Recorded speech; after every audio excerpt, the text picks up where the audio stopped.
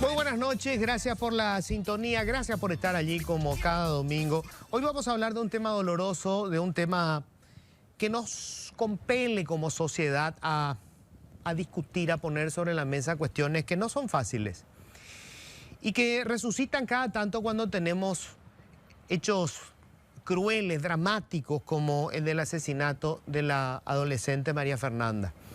Voy a hablar enseguida con la fiscal del caso.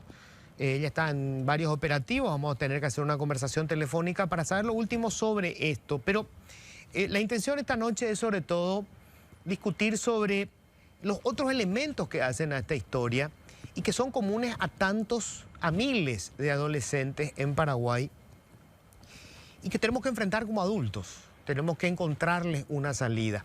Antes de eso, un comentario rápido que quería hacer sobre dos temas. El primero es todavía es un tema menor. Hay mucha crítica a los viajes que hace el presidente Santiago Peña. Creo que es muy pronto para juzgar si hay resultados o no de sus viajes. Va a cumplir recién su segundo año de mandato y puede que parte de todo esto que está haciendo efectivamente se traduzca en inversiones, en generar puestos de trabajo, etcétera. Y no está mal que lo haga porque, bueno, el país es poco conocido en el mundo.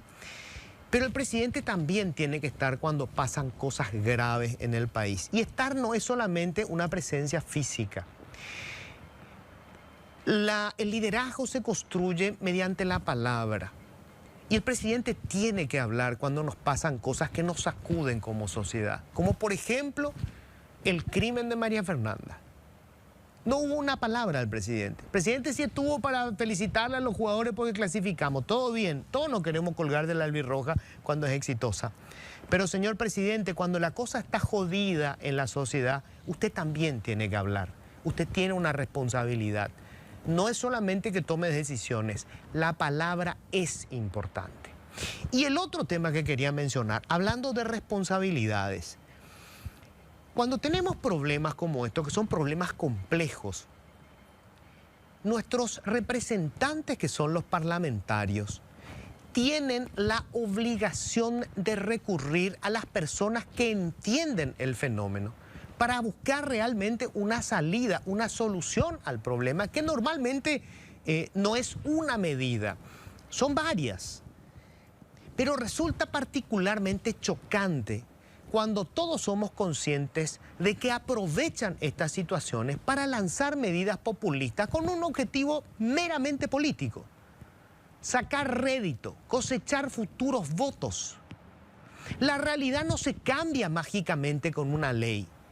Nos tratan de estúpidos cuando salen con alguna de estas barbaridades, como por ejemplo, implementar el servicio militar para rehabilitar adictos. O sea, vamos a tomar a un joven que probablemente cayó en las drogas porque no tenía ninguna perspectiva de futuro, porque no tenía posibilidades de empleo, porque tuvo una educación espantosa y porque además vive probablemente en una comunidad donde el delito es la constante.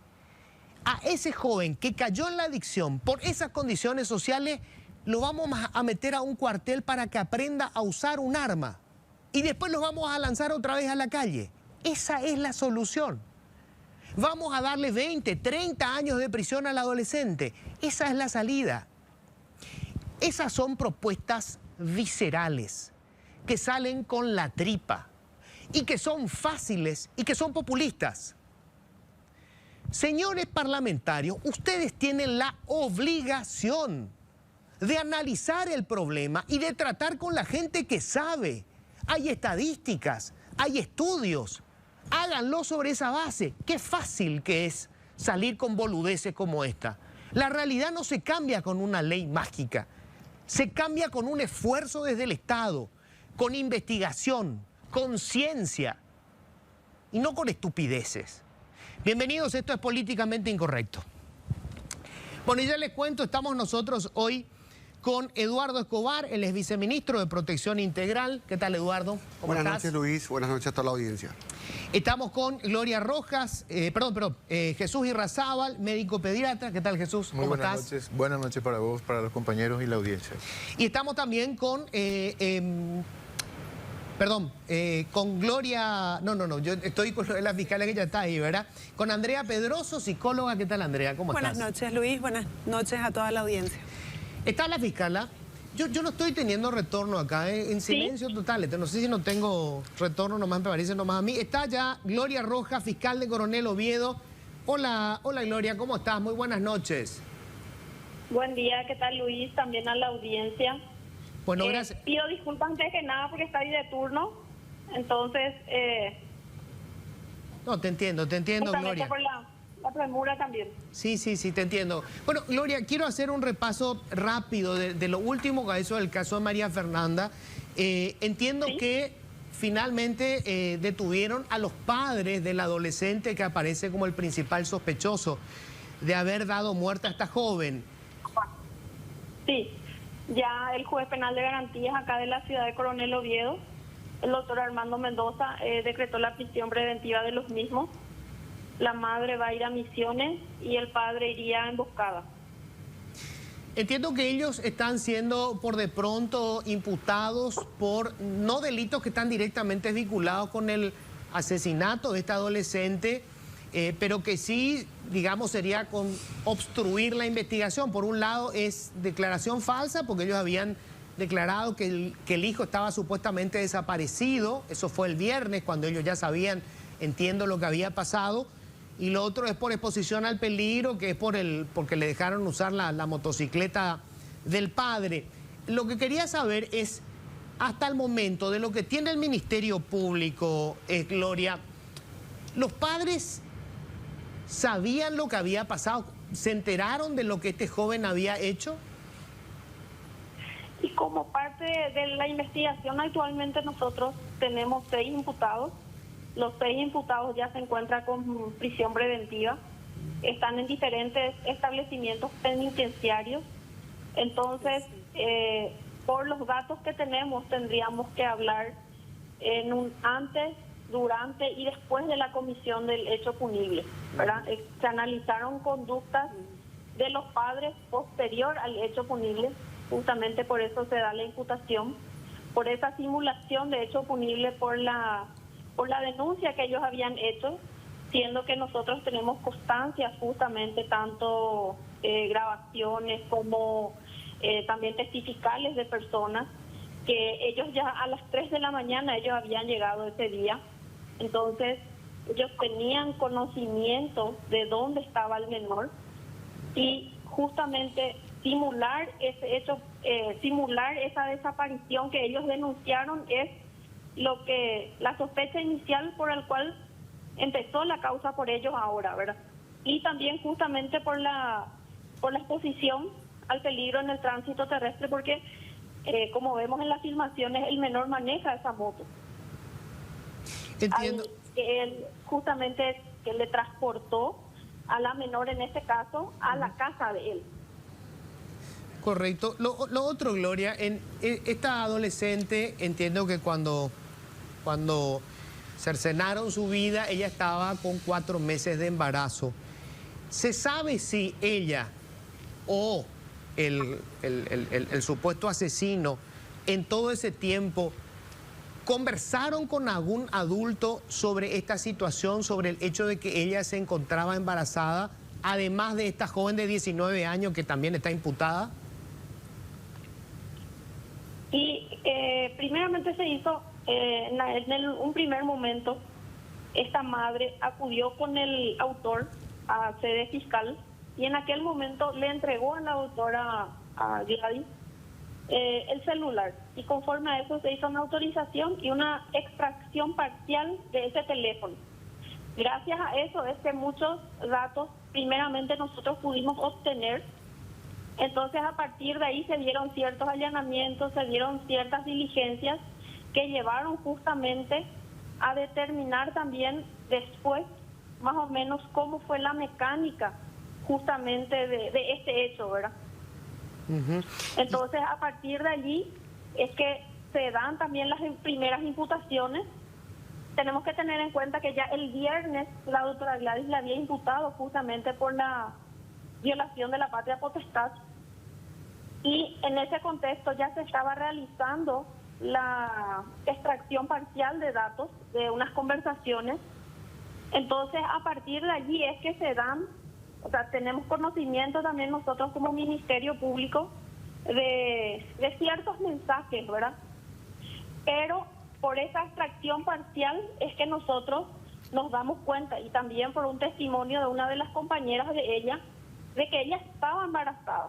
Ahora ya documentalmente nosotros, el laboratorio donde ella se realizó la prueba, confirmamos que efectivamente ella ya se hizo en aquel momento esa prueba, le salió positivo. Y también obviamente con la autopsia se confirmó el embarazo, se confirmó que ella estaba embarazada de un bebé de sexo masculino. Entonces ya ahí quedó, eso fue ya para el día viernes, para sábado ya. Tenemos que tener en cuenta que el hallazgo puede ser sábado de noche. Entonces los padres de este autor habían ido a la mañana a una especie de solidarizarse con los padres de Fernanda, y posterior a ello ellos también hacen una denuncia, ¿verdad?, de la desaparición de ellos, que nosotros ya contestando ciertos elementos que estuvimos recabando, es que justamente se da este elemento de sospecha y esta investigación en contra de los padres. La hipótesis del Ministerio Público, como hipótesis obviamente, es que el adolescente acaba con la vida de ella porque estaba esperando ese hijo del que él era padre. Justamente, así como habíamos manifestado nosotros con el doctor Fermín en todo momento, todas las diligencias que nosotros y las pruebas que fuimos colectando fueron también reforzando esa primera hipótesis de la cual la doctora Gladys había imputado y había sostenido una cierta relación de hechos ya. Entonces, con los elementos que íbamos recolectando, se iba prácticamente reafirmando esa sospecha inicial que se tenía. Entonces, a partir de allí también es que se dan muchas diligencias. Tuvimos también la suerte nosotros y la predisposición, primeramente del fiscal general, de conformar un equipo para poder investigar este caso. Me asignó a mí, me asignó al doctor Fermín y también a la doctora Gladys para llevar adelante esta investigación. Tuvimos el apoyo constante. No recuerdo yo que el laboratorio forense del Ministerio Público hayan venido a trabajar. Tuvimos muchísima ayuda de ellos. La Policía Nacional, en prácticamente todas las divisiones estuvieron a trabajar con nosotros, investigación de delitos, homicidios, criminalística, tantas divisiones, instituciones en las que trabajamos conjuntamente para tratar de iniciar formalmente esta investigación. Esto recién empieza. Hay muchas cuestiones también que dentro del equipo se analizaron. También el doctor Fermín en todo momento realizó varios allanamientos, mientras nosotros en oficina estábamos haciendo también otras diligencias, viendo las autorizaciones, porque es una causa compleja que lo que buscamos es que el día de mañana nosotros podamos sostener estas imputaciones que nosotros realizamos, que no fue en forma, fue en todo momento analizado los elementos que teníamos, indagado un poco más con testificales, con todos los allanamientos que realizó el doctor Fermín también, colectando muchas de las pruebas. Perfecto. Fiscal, te agradezco mucho, no te robo más tiempo, muchas gracias. Gracias a ustedes. Gloria Rojas. Bueno, yo tampoco quiero entrar en detalles sobre el caso, sino quiero empezar con esto. Nosotros tenemos en esta historia, y debe haber miles de historias como esta, dos adolescentes que tienen un encuentro casual, ella queda embarazada, y durante 4 meses, porque estaba de 4 meses de embarazo, no hubo un solo adulto a quien ella se animara a contarle el caso. Este adolescente, bueno, ya harán estudios psiquiátricos de cuál es su condición, pero tiene un problema que él no sabe resolver y apela a la violencia para resolverlo. Quiero tomar esas aristas del caso. Y quiero empezar contigo, Eduardo, porque quiero saber hoy, desde el Estado, ¿Qué política hay concreta para adolescentes? Primero, educación sexual integral, que ellos sepan qué puede pasar. Porque me dicen, no, pero esa información está en internet. No, no es lo mismo. Educación es otra cosa. Primero, ¿qué educación hay? Y sobre todo, ¿a dónde acuden los chicos si es que les pasa una situación como esta? Bueno, primeramente, Luis, es un caso que nos interpela a todos, es un caso que nos conmueve, nos impacta, ¿verdad? Y rompe todos los paradigmas, porque nos hace replantearnos qué estamos haciendo bien, qué estamos haciendo mal, en qué se puede mejorar. A partir de ahí, ¿verdad? Nosotros hemos conversado con los compañeros del Ministerio de Educación, ¿verdad? Ellos nos han referido, ¿verdad?, que existen planes, ¿verdad?, con respecto a la educación sexual integral, que lo están aplicando en algunos departamentos del país, ¿verdad? Pero ¿El Ministerio de Educación? el Ministerio de Educación lo está aplicando, ¿verdad? Están usando un folletín que es una vergüenza, que hizo una ecuatoriana. Eso es lo que están usando. Sí, y ahora es lo que nosotros le dijimos también, ¿verdad?, le hemos referido y hemos coordinado, es llevarlo, eso también mejorado. Nosotros hemos trabajado en ese material y le hemos hecho algunos ajustes a ese material. Ojo que no tiene nada que ver con que sea ecuatoriana, no tiene que ver con la nacionalidad, digo, para identificar quién es nomás. Sí, pero había es importante destacar eso, ¿verdad? Porque también ese material fue adaptado, ¿verdad?, con aportes del Ministerio de Salud y con el Ministerio de la Niñez para que se pueda implementar un plan piloto. Ahora bien, lo que es importante es que esa aplicación ya se extienda a todo el país y a todos los espacios. ¿Por qué? Porque así como dijiste, hay dos adolescentes que tuvieron un problema. Sí. Y no supieron canalizar ese problema, no tuvieron las herramientas para poder dialogar con los padres. Y también replantearnos nosotros como padres, ¿verdad?, ¿por qué nosotros no estamos pudiendo conversar con los chicos?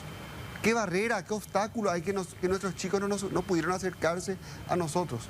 Esa adolescente no pudo acercarse a una profesora, no pudo acercarse a su mamá, a su papá. No quiero poner en tela de juicio, ¿verdad?, lo que hizo María Fernanda, porque es sumamente doloroso.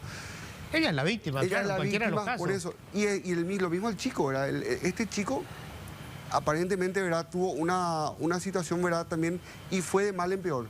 Hubo una adulta, que era su amiga, la de 19, que en vez de aconsejarla para que recurra a otras vías, se fue y la mal orientó y aparentemente, ¿verdad?, fue una orientación más macabra que un consejo de buena voluntad, ¿verdad? O sea, hay muchas aristas que, por eso, Luis, a nosotros nos debe interpelar fuertemente como sociedad el rol de la familia, el rol de la sociedad y el rol como Estado de esto. A ver, Eduardo, perdón, Jesús, sí. ¿Cuál es la situación? A ver, tenemos dos adolescentes, ¿verdad? Sí. Que están viviendo esto. Hoy, en nuestra sociedad, un adolescente que pasa por esto, ¿habla con sus padres? Definitivamente no. Definitivamente no. El Ministerio de Salud Pública, en una oportunidad, hizo una intervención con invitación a los adolescentes al escritorio. Los invitamos a que vengan a hablar y preguntamos, esto es verídico, ¿qué es sexo seguro? Eso nomás preguntamos. Por supuesto, la gran mayoría dijeron que no sabían y una señorita, una niña, levantó la mano y dijo, yo sé que es sexo seguro. Por supuesto, para nosotros fue la gloria. Una niña sabía que es esto. Entonces le preguntamos, ¿qué es sexo seguro? Sexo anal, dijo. O sea, ese es el nivel de información que nuestros adolescentes manejan. Ese es el nivel de conocimiento, ese es el nivel de educación entre pares que ellos manejan. Por lo tanto, esa es una muestra clara de la realidad que están manejando ellos. Mucho más allá de lo que es simplemente sexual, está lo afectivo. Está la construcción afectiva con sus pares, ya sean del sexo opuesto o de lo que ellos decidan. Esa construcción afectiva, ¿cómo se está fomentando? ¿A qué nivel se está haciendo consciente dentro de lo que para ellos significa tener una pareja, ¿verdad? Pareja, entre comillas, ¿verdad? ¿Cómo ellos solventan eso? ¿Cómo ellos refuerzan? Y cuando ocurren quiebres, ¿cómo se reparan de esos quiebres? Una pregunta profunda que yo me hice y me sigo haciendo, le hice a mis residentes, interrumpí una recorrida, soy jefe de sala de servicio, interrumpí una recorrida y dije, como pediatras, todos nosotros acá estamos obligados a tener una opinión, un argumento válido y fuerte acerca de lo que pasó acá. Porque uno de los dos pudo haber venido a la urgencia.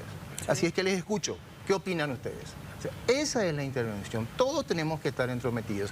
Por lo tanto, las intervenciones deben ser de orden biológico, son adolescentes, psíquico, social y político. Hasta hoy entro en una especie de impasse. ¿Cómo es que si en esta sociedad existe un sistema de sostén, una red de sostén que está alerta esperando que una niña, una adolescente que entra en una crisis de angustia cuando se entera que está embarazada, cómo es que ningún sensor de esta sociedad se despertó para brindarle una información segura, para brindarle una atención a través de un trabajador social, ya que los padres, tenemos que ser sensatos en eso, la gran mayoría de nuestros padres no vienen con una enciclopedia bajo el brazo, no tienen a veces la palabra con la cual ingresar en el diálogo, ni siquiera tienen los conocimientos básicos. A mí me sorprende que en la sociedad creamos que el padre, por una cuestión de generación espontánea, cuando biológicamente se convierte en padre, adquiere los conocimientos para ser un buen padre. Además, una cosita nomás. Nosotros tenemos histórico socialmente en nuestro país, ¿verdad? Cuando se embaraza un adolescente, la figura del machito que estuvo ahí, salvo excepciones, generalmente desaparece. Sí, se borra, claro. Sí, no entra en este tipo de criterios de violencia cruel, de alta crueldad y de alta perversión, como es lo que vimos ahora. Quiero ir justamente con Andrea para eso, Andrea, ¿verdad? Acá hay dos cosas, ¿no? Por un lado, aquello de la conversación con los padres. Yo estoy seguro que esta niña estaba aterrada con lo que le estaba pasando y le pasa a la mayoría de las niñas. O sea, esa historia de, no, vamos a hablar con el papá nomás, no, eso no es fácil. Pero además, la naturalización de la violencia hacia la mujer, que se lee, por ejemplo, en el texto de este chico, y que por lo visto es algo que están ellos mamando, porque esto no le surgió a él de la nada. No. Primero que esto es una construcción, ¿no? Las ideas, creencias o pensamientos que insertamos en la mochilita emocional de nuestros niños y niñas viene de nosotros, o sea, viene del contexto, de lo que vamos reforzando y de las ideas paternas, del entorno cercano y de lo que van aprendiendo en la experiencia, porque también es lo que se visualiza. ¿Qué fomentamos? Entonces, a ver, una situación en la que una joven vulnerable no sabe a quién acudir, está expuesta y a expensas de alguna manera, la decisión de este otro joven, también inexperto, también inestable, probablemente dentro de una crisis emocional ambos. ¿Qué hacemos para resolver este conflicto? Y hoy, de alguna manera, vemos que se replica esta situación de violencia más violencia. Ante una conducta violenta, volvemos a utilizar la violencia y la violencia social. Porque si vemos la respuesta que, si bien es entendida por la dimensión, la sociedad ovetense respondió con violencia. Fue a quemar la casa, fue a atacar. Claramente que lo iban a linchar si podían hacerlo, ¿verdad? Y es entendible el concepto de dolor y de malestar social. Ahora, ¿es el camino que queremos? ¿Es eso lo que estamos promoviendo? Porque la violencia está inserta en la persona que está manejando un vehículo, que toca desesperadamente la bocina, el que no respeta el otro espacio, la personalización de yo estoy primero. Y acá viene el proceso de este joven donde se vio y se encontró desesperado. No es mi opción, no quiero ser papá. No sabemos el diálogo que se dio entre ambos, si ambos se pusieron de acuerdo la primera vez o no con la interrupción de un embarazo, si desde el inicio ella no quiso, él trató de convencerla, no se dio. Bueno, hay una serie de situaciones que marcan desde el inicio una conducta violenta y reforzada nuevamente. ¿Por qué? Porque era la única alternativa o el único camino que encontraban y que finalmente este joven encontró para solucionar un conflicto, para resolver un problema. Y hoy era esta joven, pero podría haber sido otra situación y otra circunstancia y también el mismo camino violento. Cuando se habla, Eduardo, de educación sexual integral, ¿de qué estamos hablando? Siendo muy honesto, ¿qué es lo que le vamos a enseñar a los chicos? Es muy importante la pregunta, justamente eso iba a comentar en consonancia a lo que dijo el doctor Jesús. La educación sexual integral está contemplada desde el año 2001 en el Código de la Niñez y la Adolescencia. Ahora bien, y es también, hay que decirlo, ¿verdad? Es un tema álgido, es un tema complejo para gran parte de la sociedad. Porque no queremos tocar el tema, porque queremos evitarlo, no porque yo le voy a hablar a mis hijos, no porque nadie le puede hablar en la escuela. Hay niños que no tienen esas herramientas dentro de su familia, como dijo la doctora. Entonces tenemos que ponernos de acuerdo como país, como Estado, como sociedad, como familia, de que hay cuestiones que son innegociables para poder educar a los chicos. La educación sexual integral tiene que estar basada en la biología, pero también, como dijo la doctora, tiene que estar basada en la afectividad y tiene que estar basada también en los valores. Y esa construcción de la biología, la afectividad y los valores tiene que ser construida con las familias. Eso lo dice el Código de la Niñez, yo no lo estoy inventando nada. Ahora bien, ese gran armado tiene que ser consensuado y tenemos que apurarnos, porque a medida que estamos nosotros debatiendo de esto va a entrar, esto no va a entrar, estamos perdiendo tiempo, estamos perdiendo generaciones que no están recibiendo esa información. Ahora, a mí me asusta cómo se llega al consenso en una sociedad como esta sobre un tema así, si ni siquiera se quiere hablar del tema. Imagínate que, a ver, quienes que deberían llevar adelante el debate son los legisladores, porque esa pues es la caja de resonancia de los problemas sociales. Y lo que tenemos es una cantidad de brutos que salen con barbaridades como esta. Metamos el servicio militar obligatorio para los adictos, metámosle 20 años de cárcel al adolescente. ¿Cómo hacemos? ¿Cómo llegamos a un consenso en una sociedad así? No es sencillo. No es sencillo porque además desde el origen que sabemos que legalmente el ejercicio de la patria potestad viene dada a ese papá y esa mamá. Acá hay que mirar mucho más allá de justamente solamente la aplicación de una norma, de un plan, de un proyecto, de un programa que inicie con todo respeto desde el nivel inicial, en el autocuidado. Porque ahí ya estamos, vamos a decir, haciendo la prevención de abusos. Estamos haciendo la prevención de todo lo que queremos que no llegue a sufrir o a vivir el nivel adolescente que aún no tiene la capacidad de poder tomar decisiones por sí mismo. Entonces, evidentemente estamos llegando tarde cuando hablamos de adolescencia, cuando en realidad tenemos que empezar en ese nivel inicial, en ese entorno del autocuidado, del reconocimiento de mi cuerpo, de mis partes privadas, del cuidado que tengo que ejercer en mí y en el otro. Porque ahí es donde también empezamos a reconocer al otro y a hablar de lo que es empatía y derechos comunes y derechos propios. Ahí es muy importante lo que dijo la doctora. Nosotros el año pasado lanzamos y eso también es importante, por primera vez del Estado paraguayo, la guía de prevención del abuso sexual. El año pasado, el 31 de mayo del 2024. Este año lanzamos fue el ejercicio de la guía de prevención del abuso a la primera infancia, que son con los muñequitos Aramí y Amarú. Pero imagínense, nosotros ahora, 2024 y 2025, estamos lanzando esas herramientas bajo el paraguas del abuso sexual.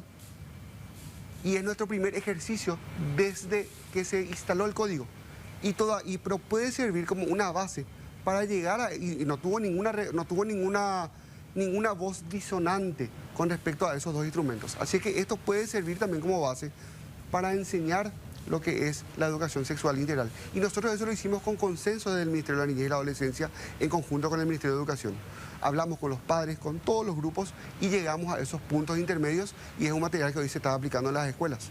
Jesús, en tu experiencia, ¿cuál es el problema más importante para poder llegar a estos consensos, a estos acuerdos? El problema más importante es el diálogo con los padres, porque por eso surgen después grupos de padres que se oponen a este tipo de información para sus niños.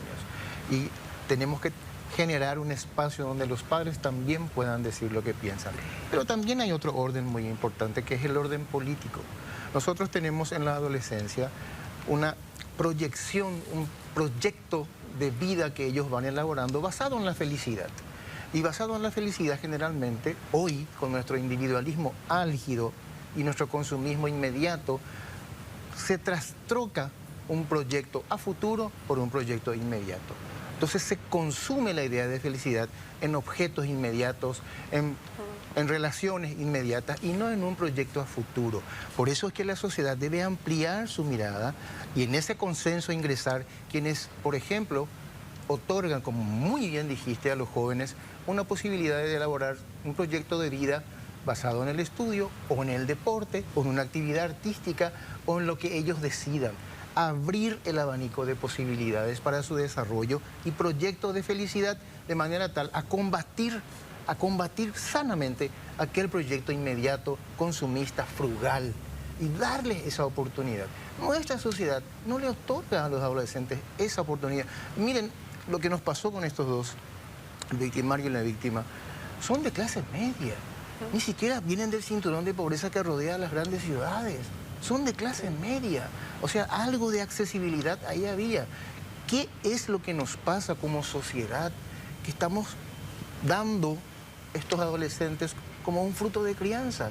Entonces el consenso requiere replantearnos qué sociedad queremos. Y cuando nos preguntamos qué sociedad queremos, sí o sí nos vamos a preguntar qué gobierno queremos.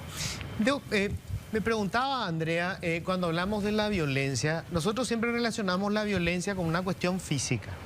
Pero digo, en una sociedad en la que todos los días vemos cómo se ha encumbrado a personas que roban dinero público, que alcanzan un espacio sin haber tenido ningún tipo de formación, cuyo único mérito es probablemente la fidelidad a un movimiento interno partidario, y que además la poca gente que parece que sale de la pobreza es la que entró a hacer exactamente la misma cuestión.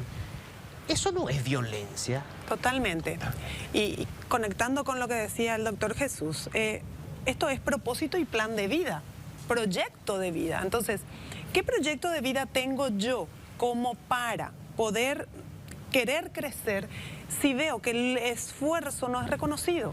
Evidentemente, hablando de espacios de corrupción, estamos hablando de los Nepo Baby, estamos hablando de que si yo no tengo un apellido de respaldo, evidentemente eso no va a tener la validez o el sustento o el soporte para darme un plan o un proyecto futuro, porque vemos que la especialización o que el estudio o que un posgrado no nos reditúa, no solo en éxito, en la oportunidad, en el primer escalón, directamente. Sí, y lo dijo el propio presidente de la República, ¿verdad? Que es lo más grave. Tengo que hacer la primera pausa, ¿sí, verdad? Hago una primera pausa, así que vamos a seguir hablando. Esto es muy importante. Yo sé que es difícil, a veces es hasta engorroso, pero estos son temas de fondo que hay que discutirlo inclusive en la casa. Plantéense ustedes, ¿qué ejemplo le das vos a tus hijos? A ver, ¿quién es el admirado del barrio? ¿El que estudió o el que tiene 2 camionetas de lujo y una mansión y gana 3 millones de guaraníes, pero tiene algún cargo en algún lugar público donde se puede medrar a la sombra? ¿Son esos los ejemplos o cuáles son? Planteate eso. Bueno, quiero plantear algo que, yo sé que es incómodo.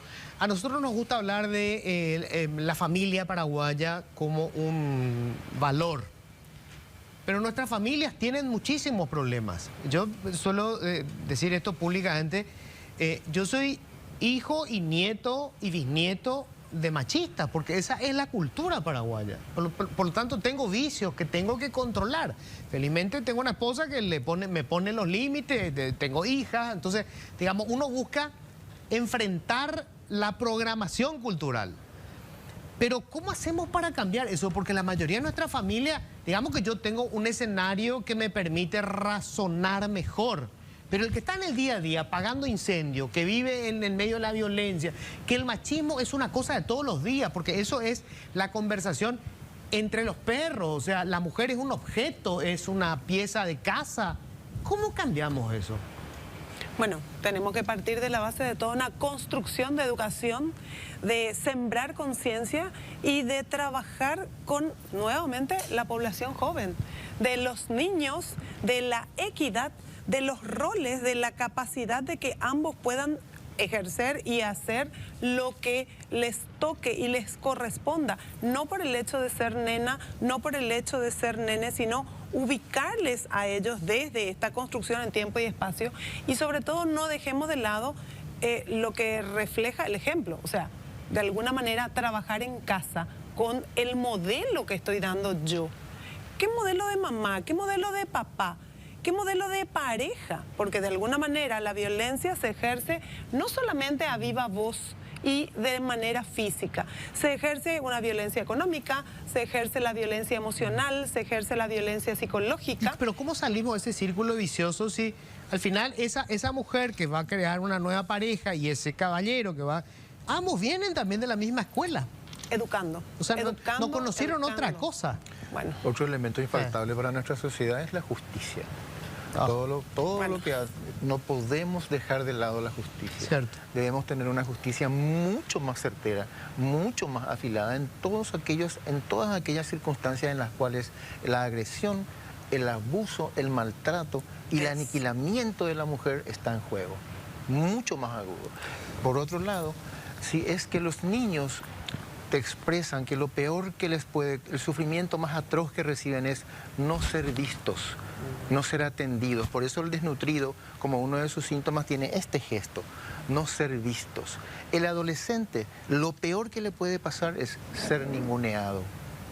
Y en ese sentido, cuando otra vez sos mujer, otra vez estás embarazada, y otra vez sos indígena, existe todo un sistema, por dar solamente algunos parámetros, Sí, claro. existe todo un sistema que te ningunea de entrada. Entonces, el machismo no es, y el patriarcado en este sentido, aparte de tener un orden subjetivo, tienen un orden de sistema. Está dentro de cómo las instituciones funcionan, está dentro de cómo nos visibilizamos, porque voy a insistir, cómo es que no hubo un sensor que en 4 meses de embarazo no detectó, no vibró ante una jovencita que estaba pidiendo socorro. Entonces quiere decir que el sistema en sí ya es patriarcal, ya no favorece la visibilización de la mujer y mucho menos de una mujer en situación de crisis. Eduardo, digamos, ya tenemos limitaciones, yo sé, de recursos en las instituciones, pero además hay una corriente política que está queriendo hasta eliminar el Ministerio de la Niñez y de la Mujer. Sí, el presidente de la República en ese sentido fue sumamente claro y tajante de que eso no es prioridad ahora mismo para el gobierno de Paraguay. Eso es ahora una cuestión que pasa a segundo plano. Hay demasiados proyectos como nunca antes vistos, se está invirtiendo en la niñez y la adolescencia en este gobierno. Sumando el presupuesto del Ministerio de la Niñez, de Salud, de Educación, más los 100 millones de dólares del proyecto Semillas del Futuro. O sea, si vos condensás todo eso, es el mayor presupuesto en la historia. Y hay otro punto también muy importante aquí.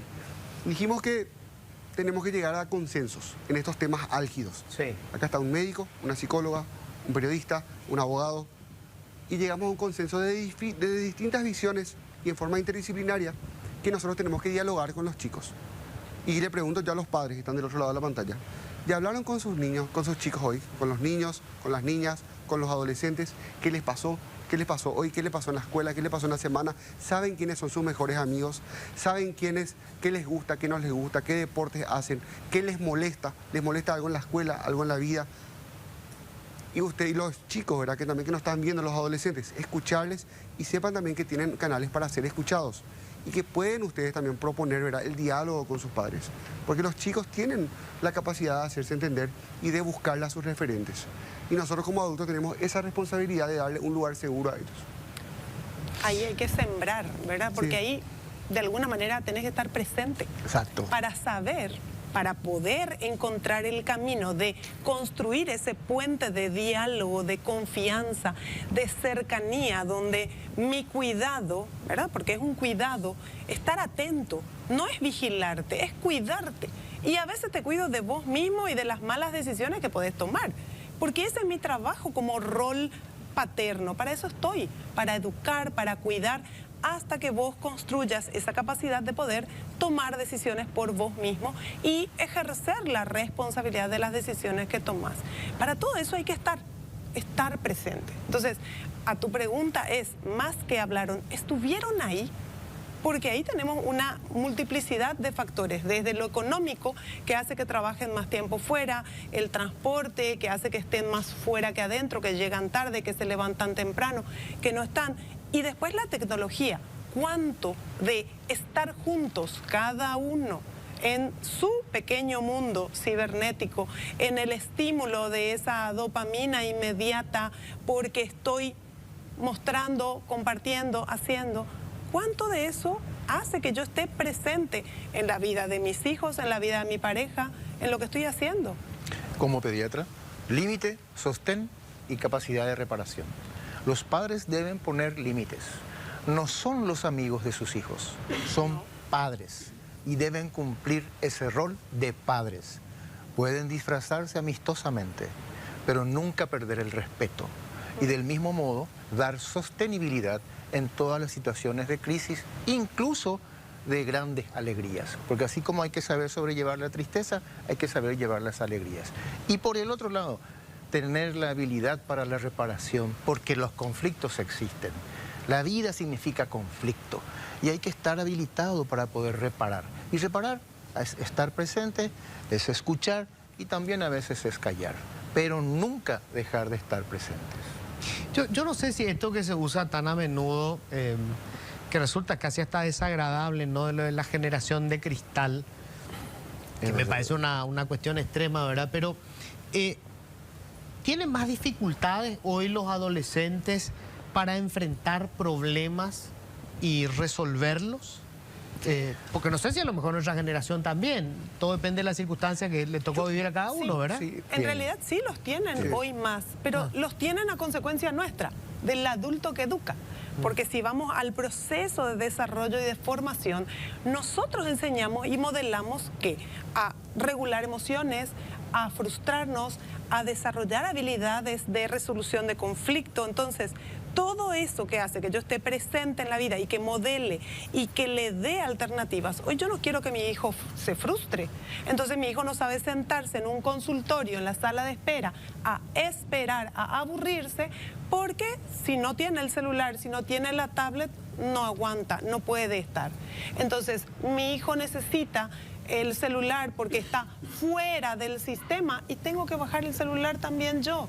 Tengo que negociar mis propios criterios. Entonces, ¿dónde le estoy guiando, formando y enseñando lo que es la resiliencia, lo que es la resistencia, la capacidad de resistir a la presión del ambiente? Entonces, claramente tenemos las crisis de los chicos que empiezan a salir y van a estar expuestos a sustancias, al consumo y tengo miedo, claro. Claramente. O sea, pasamos, digamos, de la desinformación que creo que tienen la mayoría de los adolescentes a una sobreprotección que también es peligrosa. También Es peligrosa la sobreprotección, pero también hay que saber detectar, ¿verdad?, cuando de verdad hay riesgos, ¿verdad? Porque la gente dice, no, le hacen bullying. Ah, la pucha, solo generación de cristal porque no aguantas el bullying. Claro, no. Bueno, no, hay patrones, Límites. hay conductas, ¿verdad? Hay Claro. límites en los cuales también nosotros como adultos tenemos que decir, tenemos que dejar de mitificar un poco ese tema de la generación de cristal. Porque el chico se puede estar acercando a vos porque está sufriendo violencia en su escuela y vos le decís, ah, la pucha, mi hijo, eso copa había nomás luego. No. Claro. Hay violencia que fue por muchos años normalizada y hoy se está visualizando que no estaba bueno eso. No, Y claro. como humanidad no podemos tampoco dejar de autocriticarnos y decir que aquellas prácticas estaban erradas. Claro. Y que hoy tenemos que mejorarlas. Y tampoco de olvidar que hay una diferencia muy importante. Si pasamos nosotros en nuestra adolescencia por un periodo de desinformación o de escasa información, hoy ellos tienen una hiperinformación, una sobrecarga muy mal administrada. Pero incapacidad para procesar esa Claro, información. porque ahí tienen que estar los padres. Porque el hecho de que tengan acceso a la información, que puedan encontrar la información, no significa que tengan la capacidad para administrar, procesar y elegir. Porque ese es el tránsito y ese es el ejercicio del adolescente. Ir ensayando ese caminar. Nosotros decimos que en la niñez el padre camina adelante para abrirle paso. ¿Sí? En el proceso de la adolescencia, el padre camina al lado. Exacto. Para acompañar ese tránsito, ese proceso. Y posteriormente, el padre, en el proceso ya de la adultez, se mueve y camina atrás. Deja que el hijo se abra paso y se abra camino, porque va justamente en ensayo y error aprendiendo por sí mismo en este ejercicio. Hay características muy nuevas de esta nueva forma de comunicarnos, ¿verdad? Hay nuevas formas de acoso y de maltrato a través de las redes, como el sexting, el grooming, el doxing, el ghosting, un montón y cada vez más refinados. Del mismo modo, a veces es muy difícil para los padres acceder al celular que están usando los chicos. están mandando partecitas de sus cuerpos como fotografías que están circulando quién sabe por dónde. Y es muy difícil a veces para los padres acceder a eso, pero se debe lograr una comunicación que le permita al adolescente comprender el riesgo en el cual está ingresando en este sistema de redes. Bueno, si yo pensaba en eso, ¿no? Esto multiplicó todo. O sea, siempre hubo, por decir, bullying. ¿No? Le llamaban acoso antes, ¿verdad? El chico más grande que se aprovechaba del que era más débil, o se mofaban de él, o el chico que tenía sobrepeso y era víctima, ¿verdad?, de la burla. Pero esto multiplica eso por 1000. Bueno, lo que pasa porque lo es que suben a las redes. Eso es brutal. Exacto. Lo que ocurre es que esas situaciones quedaban dentro del marco académico, claro, de la escuela, sí, que en principio era de media jornada, de 4 a 5 horas, claro, y después hasta el día siguiente tenían un break, había otro tipo de relaciones.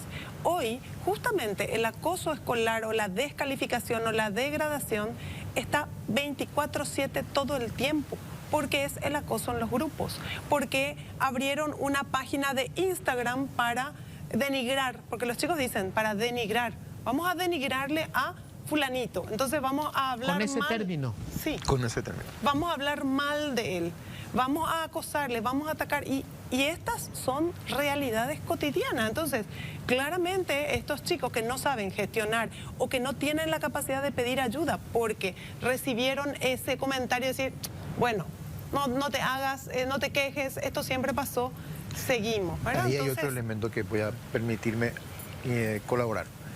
Es demasiado importante generar que una responsabilidad sobre mí mismo como adolescente implica una responsabilidad sobre el otro. Claro. Es abrir eso que llamamos empatía, ¿verdad? Una construcción acerca de que hay un otro que es real y que la responsabilidad que yo tengo sobre mí también se ejerce sobre el otro y viceversa. De ahí que vienen una serie de ejercicios de responsabilidad del cuidarme a mí mismo y de cuidar al otro, que es lo más fuerte que podemos generar en contra de la crueldad. Ahora, ¿cómo le educamos esto a los chicos cuando hoy sectores políticos hacen uso de eso, del bullying en las redes sociales? Hoy es una herramienta política. Si un senador sale a decir que yo no voy a aceptar que la Corte Suprema permita que esta senadora, a quien la quitamos, vuelva, a mí no me importa. ¿Se imaginan lo que es? Claro, la señal de la prepotencia y el autoritarismo. Y la impunidad total. Y después, digo, porque son granjas que se manejan en las redes sociales, ¿verdad? Que están hechas para eso, sí, para destruir la imagen de alguien en particular. Así mismo. Se nos acaba el tiempo. Eduardo, después de esto, lo reconocí la vez pasada en la radio, me pareció bien lo que hizo el vicepresidente de la República, que estaba en ejercicio de la presidencia, el señor Pedro Aliana, con quien tengo muchísima crítica, pero esta vez lo hizo bien, reunió a todos. ¿Fue una cuestión solamente, digamos, para la foto o hay, digamos, algunos consensos, por lo menos entre los ministerios, para construir políticas comunes? Hay un alto consenso, ¿verdad?, entre el ministro Walter Gutiérrez, ¿verdad?, estuvo dialogando con el vicepresidente de ejercicio, con el presidente de ejercicio, el vicepresidente Pedro Aliana. Estuvo también, ¿verdad?, dialogando con el ministro Luis Ramírez, con la ministra de la Mujer, estuvo también con la ministra de Salud. O sea, hay un consenso y hay también un trabajo en equipo que se nota y se ve. El ministro Walter estuvo también acompañando a la familia de María Fernanda el día jueves. O sea, tenemos que ser también muy empáticos con esta situación. Eso yo lo estoy cometiendo una infidencia acá, ¿verdad? Pero es importante que sepa la ciudadanía que estamos acompañando a la familia. Y tenemos que tratar de reflexionar, ¿verdad?, sobre qué aspectos de la política pública que es totalmente imperfecta, que hay muchísimas deudas históricas, no está mal reconocer eso, pero que también hay pasos que se avanzaron y hay otros pasos que faltan avanzar más. Hay el consenso, existe la voluntad política, pero tenemos que caminar mucho más rápido. Me quedé sin tiempo, pero les agradezco muchísimo. Ojalá esto haya servido en las casas para que la gente se plantee el asunto. Este es un problema grave, serio, porque estamos arruinando generaciones. Nosotros probablemente ya somos parte también de eso. Siempre cuando nos mandamos la parte de que éramos una generación distinta, miren la sociedad que construimos. O sea, no tenemos mucho de qué jactarnos. Gracias, muchísimas gracias. Gracias. gracias. Bueno, y no podíamos nosotros cerrar sin hacer un contacto con nuestro amigo Santi González, que está ya en San Paulo.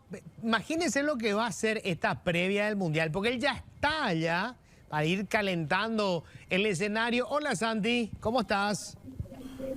Hola Luis, ¿cómo te va? Un abrazo y un saludo para todos los compañeros de Políticamente Incorrecto. Qué gusto saludarlos en vivo y en directo desde San Paulo. Les podría decir que aquí no hay otra cosa que ambiente de fiesta, pero no les mentiría. El ambiente es de fiesta, el entorno es de fiesta y Brasil ya espera, Luis, lo que va a hacer. Con 16 grados de temperatura en este momento, está lloviznando y nosotros estamos en la paralela a una de las avenidas más importantes, la más importante de San Paulo, que es la avenida Paulista.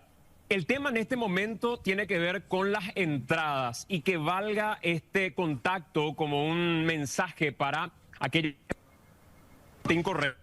Porque en este instante me están confirmando, Luis, el último dato tiene que ver con un total de 1.156 tickets que se han distribuido ya en su totalidad, por lo que aquellos que no tienen entradas y que pretenden llegar a Brasil y decir voy a ir a Brasil y comprarlas directamente, esto no funciona de esa manera.